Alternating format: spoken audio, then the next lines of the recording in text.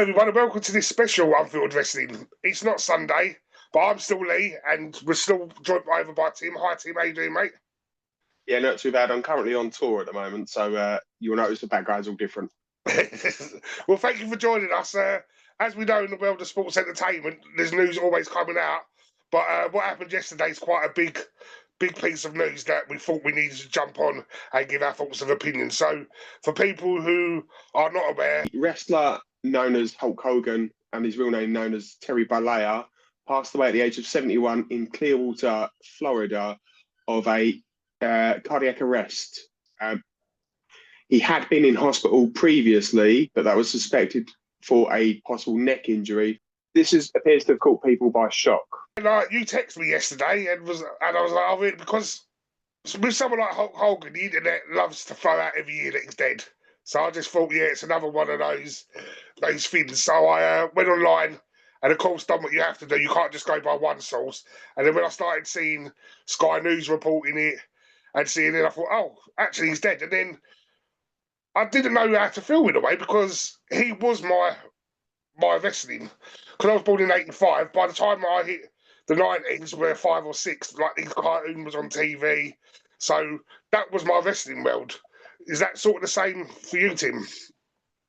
Yeah, so I obviously was born in 1981, so I've had even more exposure to the Hulk Hogan. I had the figures, I've still got them somewhere. My first real feeling of wrestling was WrestleMania 5, where he faced Macho Man. He was a larger-than-life character. The match afterwards against the Ultimate Warrior. His impact in wrestling will be felt throughout. I think the biggest problem we've got is for as much good as he has done, there is some negativity towards him as well. Yeah, and I get that. And I was questioning, we spoke before we hit record, it's that question, should we still honour a legendary figure, even though they're a bit of a controversial person? And I think yes, because I believe that if it wasn't for him, then we wouldn't have sports entertainment as we know it. And it's okay to honour the legendary character Hulk Hogan without having to honour Terry Bollea. And I think we're going to get the same sort of thing when Vince dies.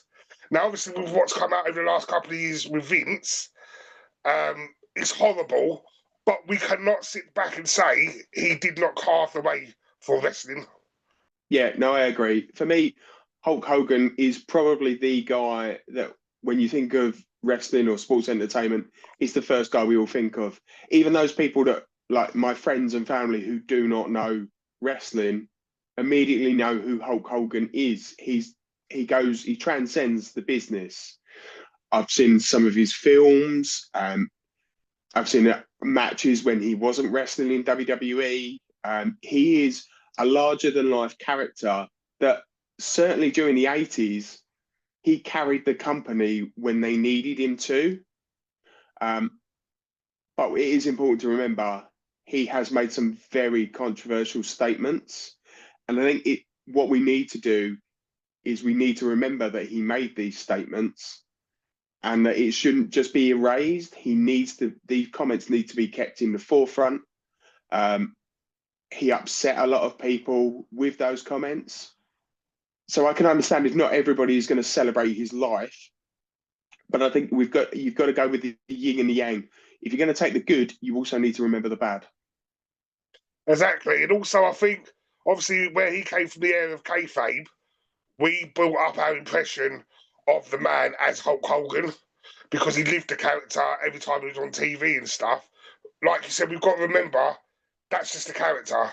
That's not Terry Bollea, and Terry Bollea has said some horrible things, has done some horrible things. So I think when we're talking about Hulk Hogan, we've got to remember we are just speaking of the character. We didn't know the man as Terry, but we thought we did because we grew up in the kayfabe area. So to us, Terry Bollea is Hulk Hogan. So going into that, Tim, some highlights for you from Hulk Hogan, the character. What things do you think he helped when pioneering the business?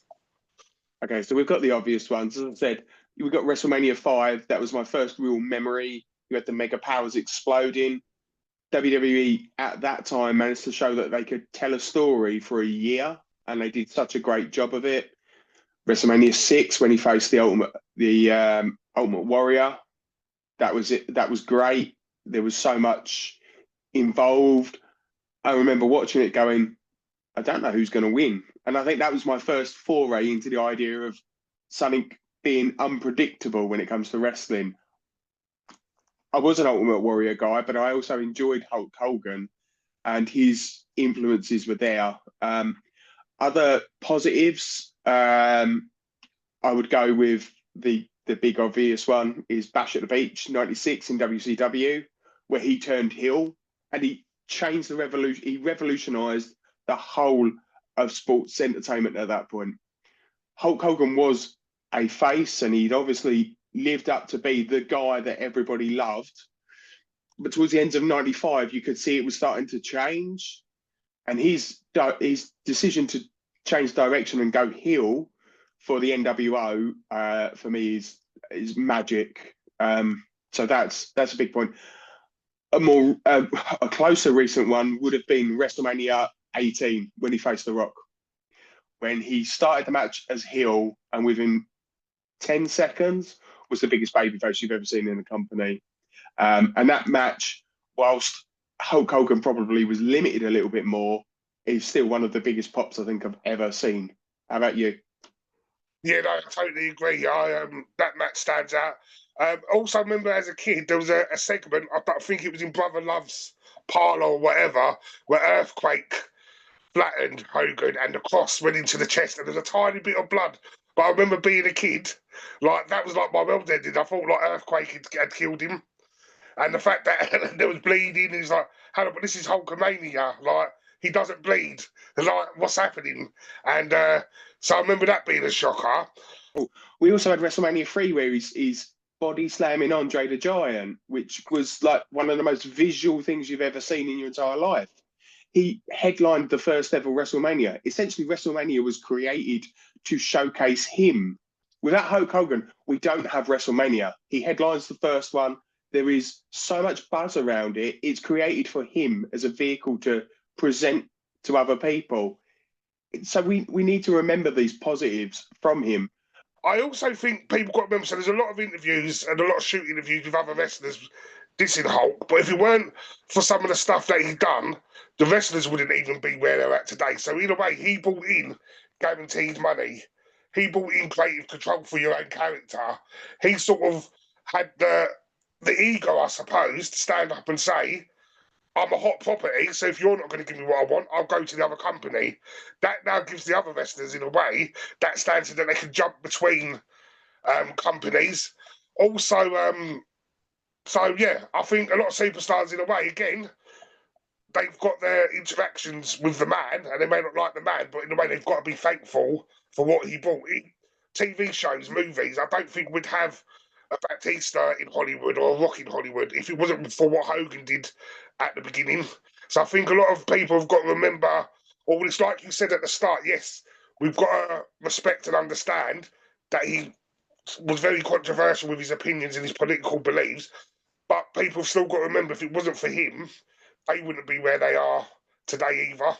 I remember watching, I think I was maybe 10 or 11. I remember watching No Holds Barred, where he plays the wrestler that he ends up fighting Zeus, or the actor's name is Tiny Lister. But that felt so real. And I remember getting so excited about my dad actually letting me watch this, that something for that is really important. As you said, he opened the door to allow wrestlers to interact with television without any issues whatsoever. But going back to what we were saying earlier about him being a character, do you think it was actually him, or do you think it's the creative team behind?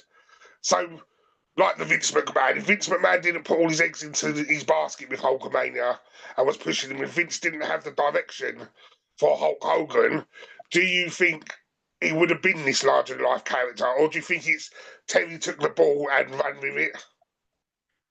I think he was given the ball and he was pushed in the right direction. But after those few steps, he was running. His charisma took him to the next level. And we can see that because they obviously tried the same sort of thing with Lex Luger and the Midnight and the American Express and stuff, and that didn't work out the way that Hulkamania did. So, yeah, I think you need a good idea behind you, but you also need that person with the charisma. And I think Terry was able to do that. Now, going to Finn, I do feel a little bit sorry for him. And I get, as I said, we know the stuff he done, but his last moment on TV was being booed out of a building in January on Netflix's debut of WWE Raw. And I do feel a bit sorry for that, for the legend of Hulkamania. That's his last TV appearance. Yes, but we've got to remember, and I actually do remember reading this about 2 days ago. He and Eric Bischoff had just managed to secure a streaming site for his Real American Wrestling. There's another acronym in there. His wrestling program, and they'd set it up so they were ready to go. So this will come as a massive blow to that company because Hulk Hogan's name alone will carry you so far. Yes, he's controversial, but he still has enough numbers. You get the nostalgia guys like you and I that loved all the things that he did, but can take away some of his issues. So I think when we look at what we're going to say as his legacy is, yes, towards the end, people were sick and tired of him, but I don't think people will ever forget him. No, I totally agree. And do you think if, like, Eric Bischoff that decides to continue forward, in a weird way, this death's going to help the company because people are going to...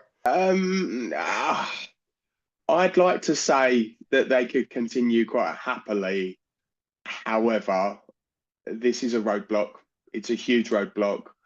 And the company probably need to, and this is callous and I really do apologise, probably need to push forward because of his death, make a big deal out of it so that they get some extra exposure. And that's really callous of me. I'm fully aware that that's callous, but they're in a business that's very cutthroat, and maybe this is the only way in which they succeed. And I think maybe they will because Eric Bischoff's from the time, a bit like Vince was with Owen Hart's passing, the show must go on. And if they've just secured this streaming deal or whatever, I think they're going to push. And I think Eric is very shrewd enough to use this death as a marketing tool to ramp it up. Well, Tim, before we go, just one question. What is Tim's top Hulk Hogan moment? Young Tim will obviously say WrestleMania 5 when he beats Macho Man for the title, because as I say, it's my first earliest memory. Yeah, we'll probably settle with that. But the older me says WrestleMania 18.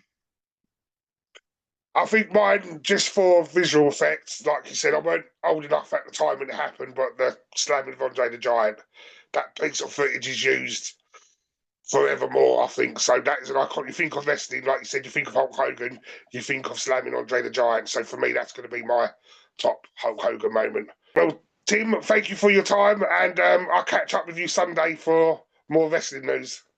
Yeah, we'll catch up for our weekly roundup on Sunday.